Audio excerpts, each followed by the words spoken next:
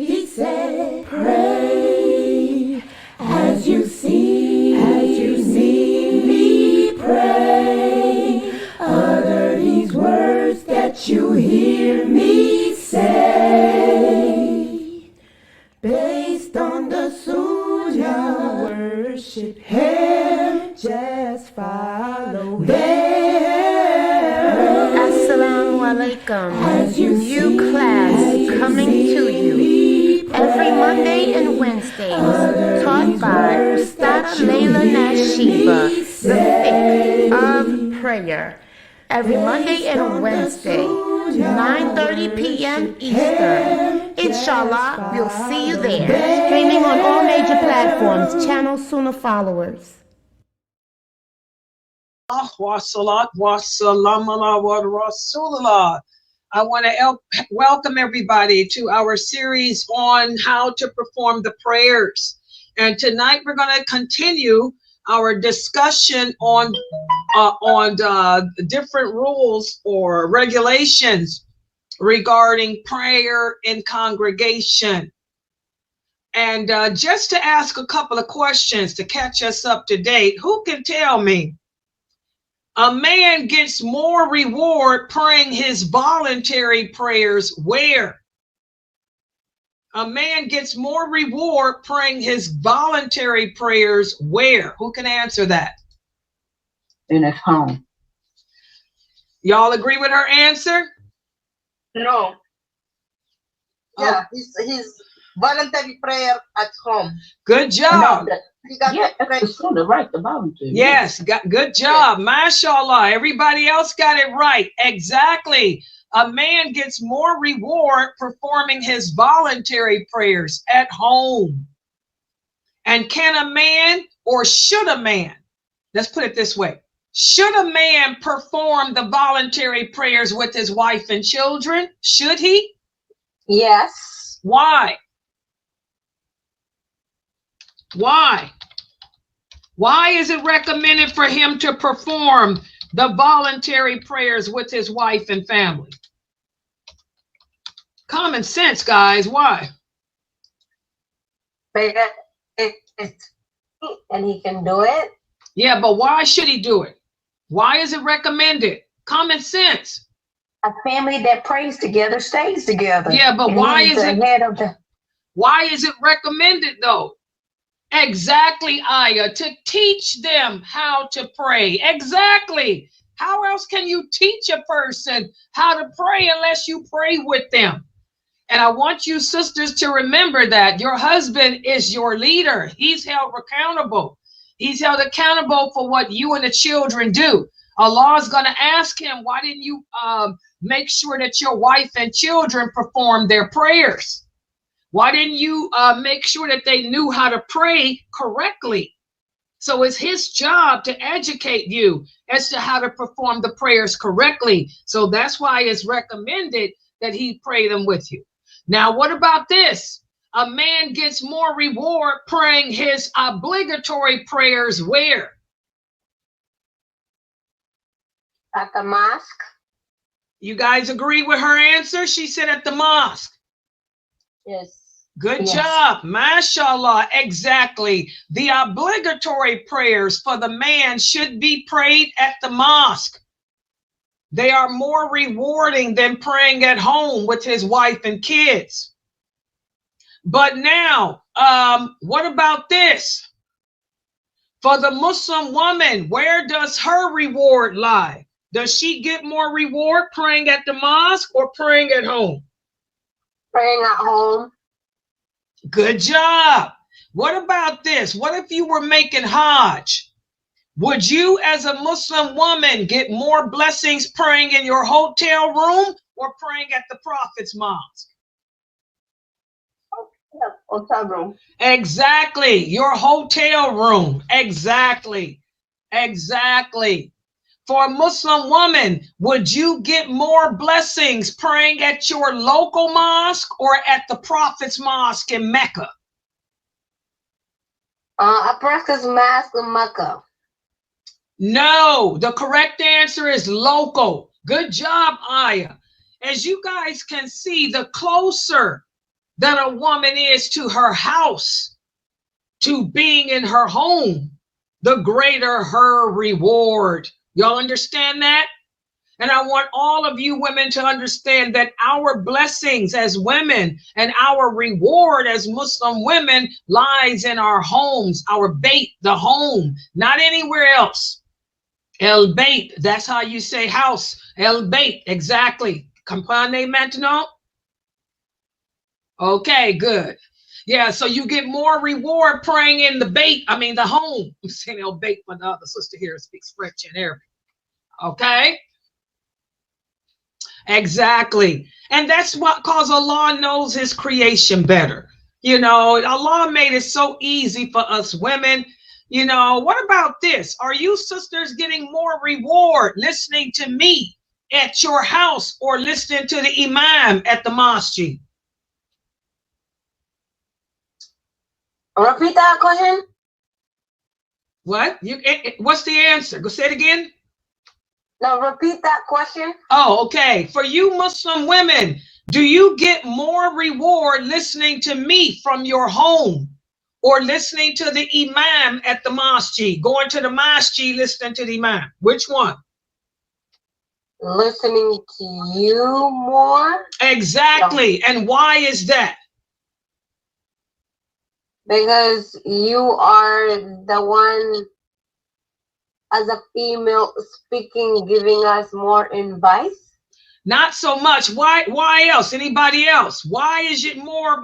Because why? Exactly, because you in your house. Again, you sisters get more blessings practicing your religion and learning your religion at home than outside of the house. And that's why I have to tell a lot of my sisters here, because some of the sisters live alone. They don't have any husbands. And you know, women are jealous. Women are jealous of other women, especially a woman that's older than you and got you beat intelligently and in looks. So they'll try to pull you out your house. Oh, you should come to the mosque and learn with us. You should come to the mosque and study with us, sister, just to get out of the house. First of all, learning with you. You're not teaching me anything because you're not qualified to teach. You don't even understand La ilaha illallah. Number two, Allah says I'm getting more blessings in my house, not at the mosque. Number three, that sister that I'm learning from knows her deen. She's bona fide, qualified to teach it. You ain't. You're just a wannabe. So don't pull me away from my home. Everybody understand? That's how y'all got to come back. Because a lot of the sisters here tell me that, well, you know, when they let the women know that the sisters ask them, why don't you come to the mosque? They say, oh, I'm learning from Sister Layla at home. Oh, well, don't you think it'd be better to be around some of us? At least just come, you know, join our study group. A study group. Does a study group compete with a daya that's teaching you? Okay. And I got to tell them, these are just jealous women. They're jealous, number one, because you're learning your religion correctly, and they're not. Because they're teaching themselves. That's what we talked about earlier today. You cannot teach yourself this religion. This is what Allah hates, is people who speak about his deen without knowledge. Why would you leave your home, which is your blessing, and you got a bona fide, qualified scholar of the religion teaching you, to go sit up and learn from a bunch of females who give their opinion? When you break it down like that, you can see how busy Shaitan is. Y'all see how Shaitan never sleeps. How Shaitan has allies amongst mankind. And just when you think you're doing good, they'll come out the woodworks and try to pull you away from what brings you closest to Allah. And have you thinking that you're going to get closer to Allah listening to a bunch of women read and give their opinion at a mosque over a woman that knows the deen and is bona fide and qualified and teaches it. Y'all see that? Jealousy. I want all new shahadas to understand that women, I'm going to talk about paradise and hell. The Prophet sallallahu alaihi wasallam said there'll be more women in hell than men. And one of the reasons is because women are so jealous and vindictive of each other. Women are so jealous and vindictive of each other. Do you know how many wars were caused by women and their jealousy? Don't let these crazy women at the mosque pull y'all away from your faith-filled environment, because once they pull you away and you end up slipping into nothingness like them, then they're going to toss you to the side because they've done their job, and they'll leave you hanging. You no longer are strong in your faith. You no longer have that closeness with Allah, and they'll just leave you to yourself, because that's what Shaitan does. He'll leave you to yourself once he's pulled you away. Don't fall for that. Your reward is at home, learning from me, not anywhere else. All right? Just like my reward is from sitting here teaching you, not sitting up somewhere else outside the house. Okay? All right, what about this? How many people constitute a congregation? 3. Okay, she said 3. Do you guys, anybody disagree?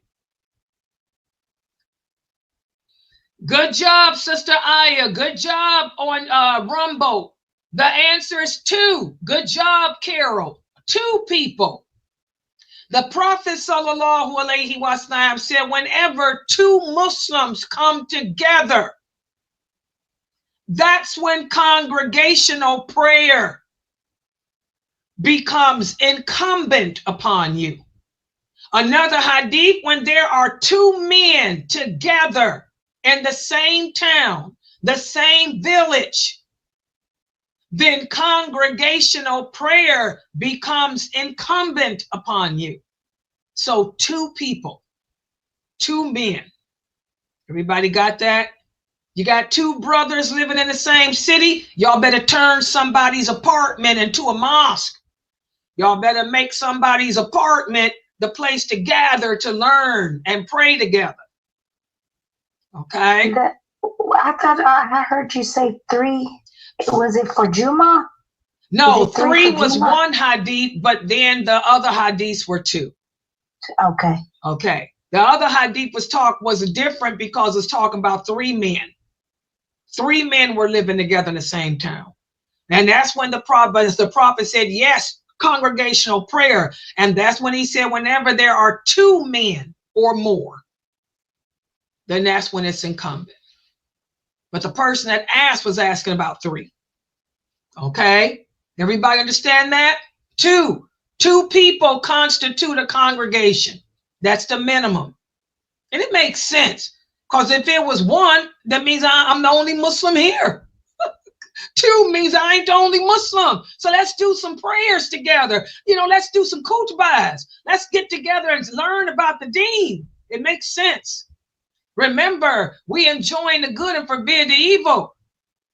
So you enjoy it on yourself and with someone else. Good job.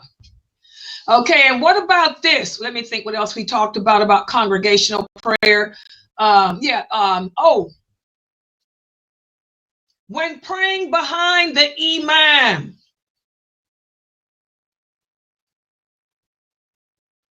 when do you move?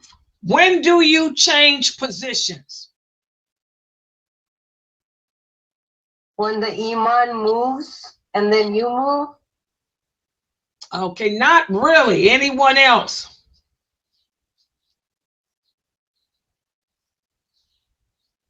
Not really.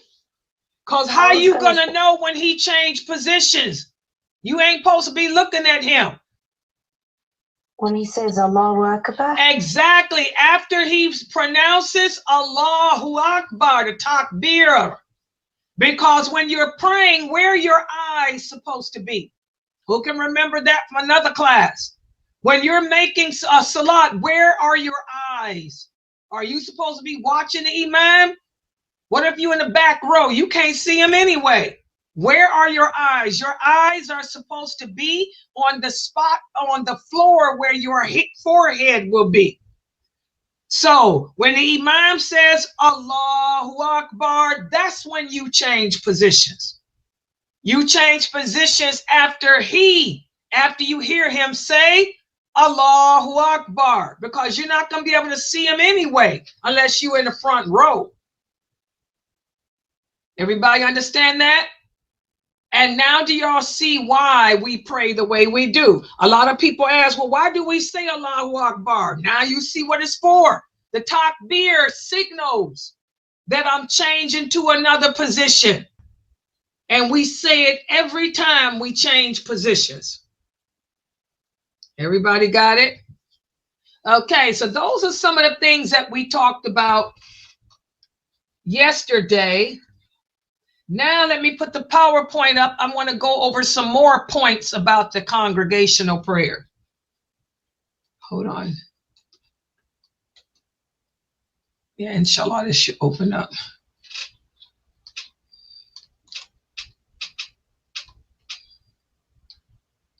Okay, yeah, I got it. I have to, this other computer, I got to squint my eyes to see. And this Zoom thing comes in. Okay, it gets in the way. Okay, let's look at the first point here for tonight. A lot of brothers ask me the question, when is it permissible to not attend the congregational prayer? We talked yesterday about how as Muslims, you brothers are supposed to go to the mosque to pray all your obligatory prayers. But is there, and you're going to be asked about that on the day of judgment. They're going to ask you, not at the day of judgment, that when you in the grave, you're going to be asked why you didn't go to the mosque to do your prayers. Remember, the further away, the greater your blessings. Well, that brings us to a question that some people ask. When is it permissible ever for a man to not have to go to the mosque? Well, if it's the bad weather outside, if it's storming outside, a blizzard or raining hard. We have this hadith whereas the Prophet told the caller to say in his adhan, pray in your homes, because it was a cold, stormy night. So if the weather is bad, you don't have to try to go to the mosque to pray.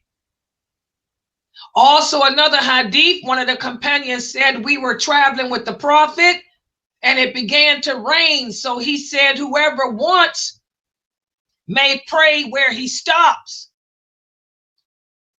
And then in another hadith, the Prophet said, when you say, Ashhadu an la ilaha illallah, Ashhadu anna Muhammadur Rasulullah, do not say come to the prayer, but instead say pray in your houses. Okay?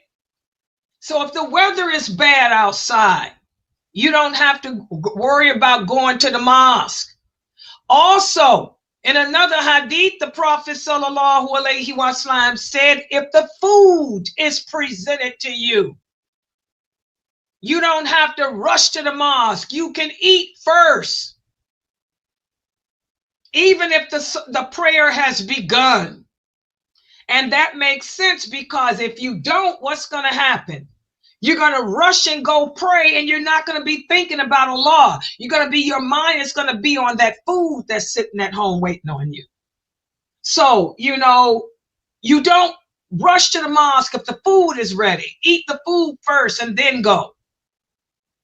The Prophet sallallahu alaihi wasallam said there is no prayer when the meal is served, nor if a person has to answer the call of nature. What does that mean? If you have to use the bathroom, go use the bathroom.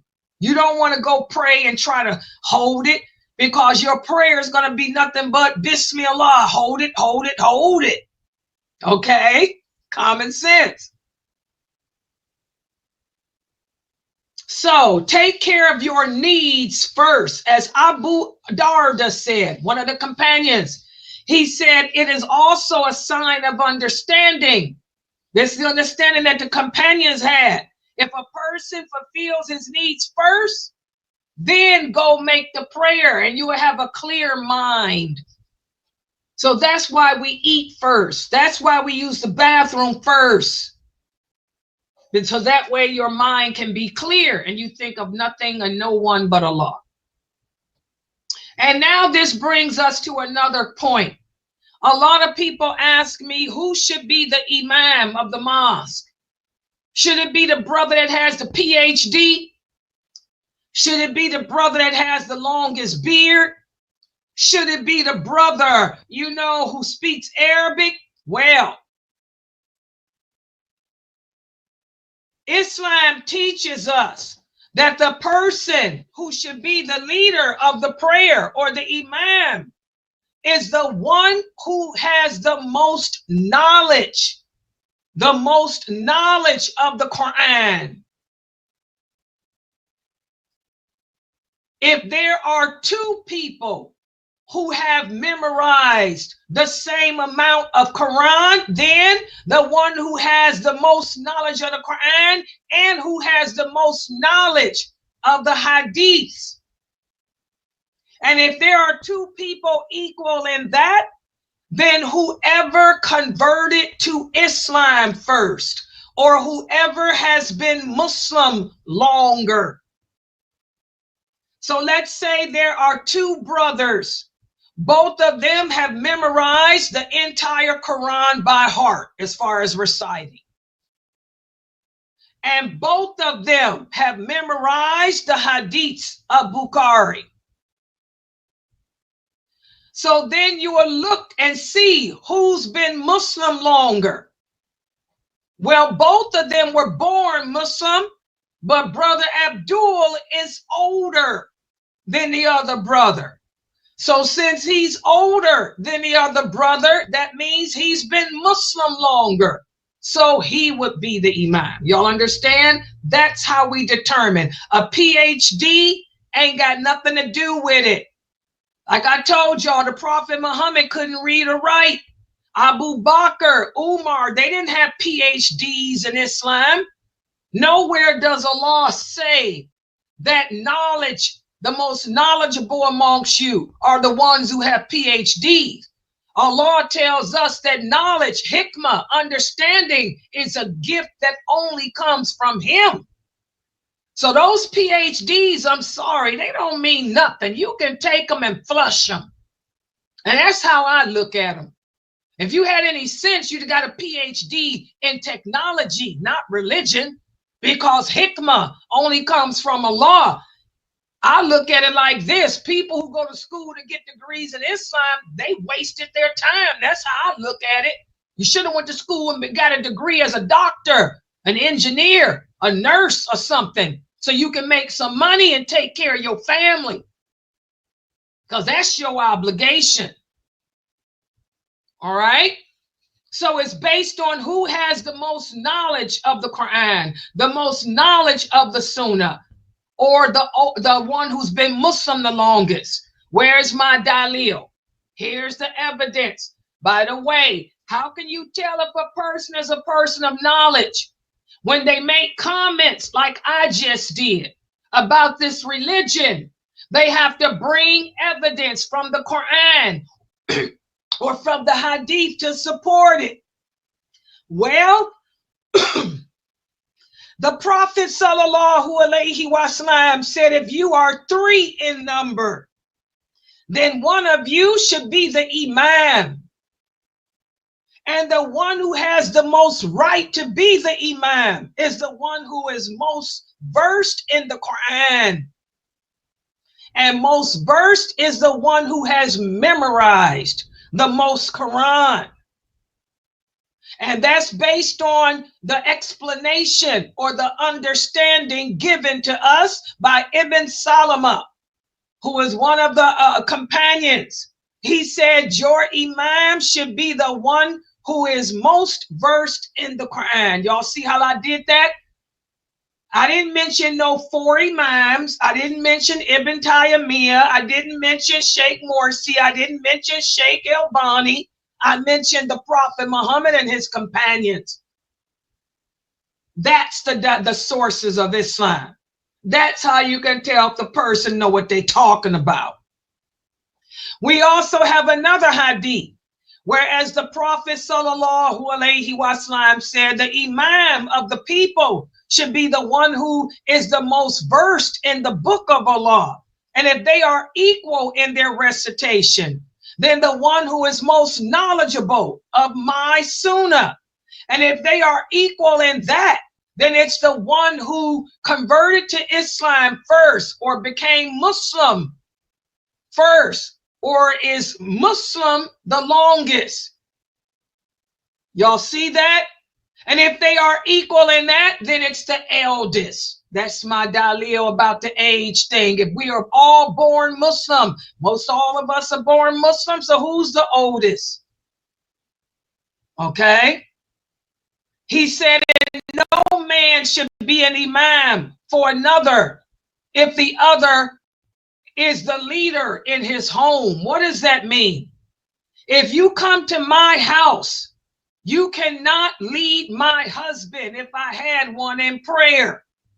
You'd have to, my husband would be the one to lead the prayer unless he gives you permission. No man should be the imam for another when he is within that other person's home. Everybody understand that? All of these hadiths are Sahih Muslim and Bukhari, and they're all authentic. Okay? We have another hadith, whereas we talked about how the woman gets more blessings in her home. The hadith of Humayd. She said to the Prophet, "O Prophet of Allah, I love to pray with you." The Prophet said, "I know you do, but your prayer in your home is better for you than your prayer in the people's mosque. And your prayer in the people's mosque is better than your prayer in the congregational mosque," which is the question that I asked y'all earlier. There's that dalil. Okay, so these are the what Islam, and this is all there is to say about who should be imam. Anybody that wants to add their own opinion or twist to it, shame on them. But this is it, as presented to us by Allah and his messenger. And that brings us to another question that a lot of Muslims ask me.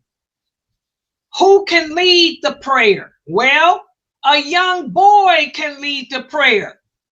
What does that mean? I'm talking about even if he is not the age of puberty. If you got a 6-year-old boy, as long as he knows how to pray, he knows the Fatiha, he can lead you.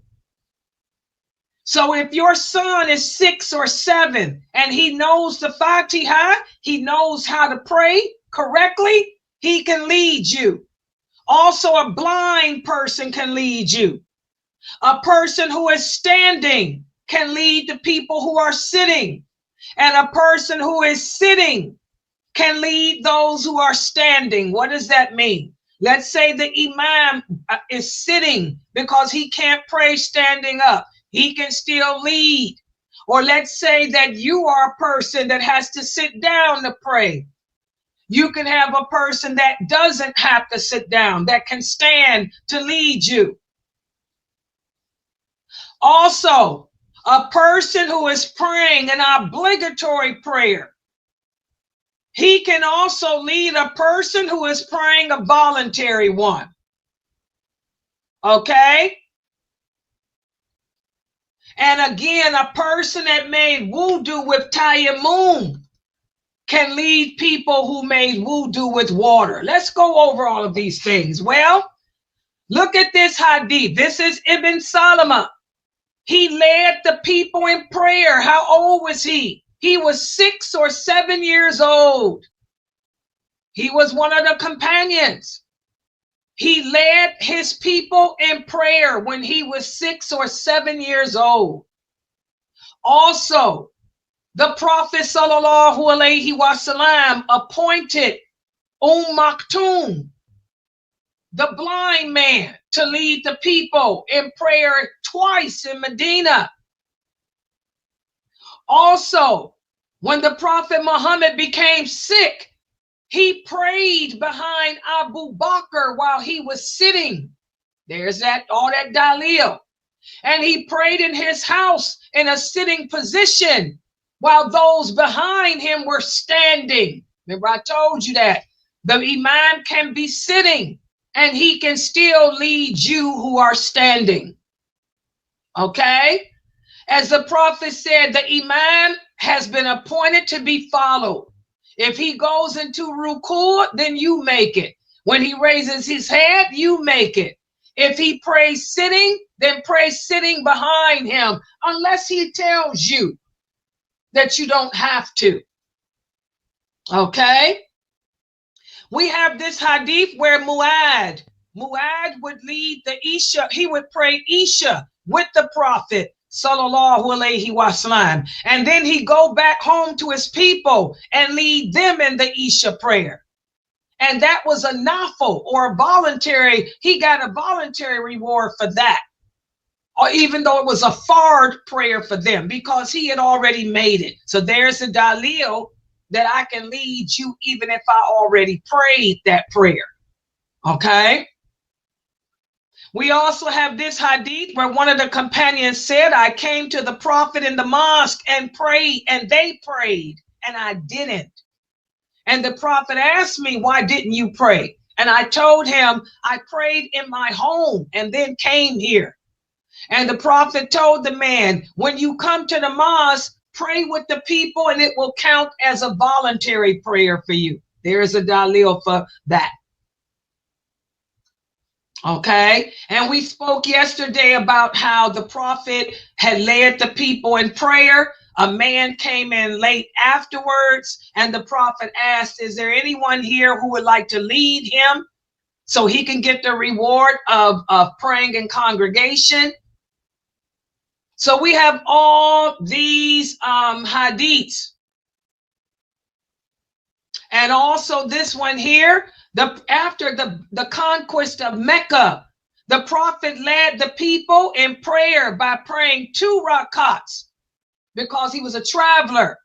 And he told the people, and he did the second rakat, he said, "O people of Mecca, stand and pray your last 2 rakats because we are travelers." There's a dalil for what I told you yesterday. Say, for example, the imam is a traveler, and he's only going to do 2 rakats for dhuhr. He performs his 2, but instead of giving salams in the second rakat, he will say, "Oh people, stand and pray, continue your prayer." And then he will salam himself out and you guys will continue. There's a dalil for that. Everything we say has to be supported with clear evidence. Clear evidence is a hadith that clearly says whatever you are saying. It cannot apply to something else. All right. Also, who cannot be an imam for you? It is not allowed for a person who has a health problem, which does not allow him to keep his wudu, to be an imam for others. So say, for example, you're incontinent. You have a problem holding your urine. Then you cannot be an imam for others. Okay?